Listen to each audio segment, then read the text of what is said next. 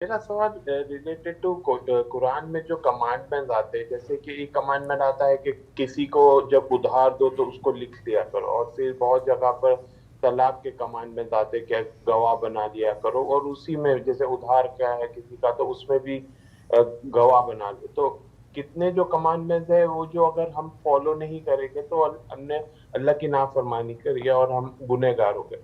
और जैसे ये है उधार है किसी को दिया और नहीं लिखा, तो क्या इसमें भी ऐसे है कि हमने अल्लाह की नाफरमानी की और हम गुनहगार हो गए? तो ये कैसे आइडेंटिफाई कर सकते हैं कुरान की रोशनी में कि कौन से कमांडमेंट जो फर्ज किए गए हैं और कौन से हमारी सहूलत के लिए है? बहुत शुक्रिया जी, जो सद्द ज़रिया की चीज़ें होती हैं वो सब अल्लाह ताला की तरफ से एक तरगीब होती है कि ऐसा करो।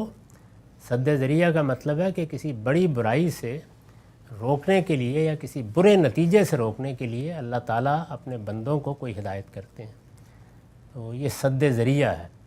यानी असलन तो उस चीज़ में कोई ख़राबी नहीं होती, लेकिन अगर उसका इर्तिकाब होगा या उसका ख्याल नहीं रखा जाएगा या वो एहतियात नहीं की जाएगी तो कोई ख़राब नतीजा निकल सकता है, तो ये सद्द ज़रिया कहलाता है।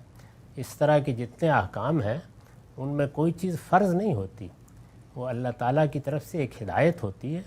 हम उस पर अमल करेंगे तो अल्लाह के यहाँ भी अजर मिलेगा, दुनिया में भी हम उसके बुरे नताइज से महफूज रहेंगे।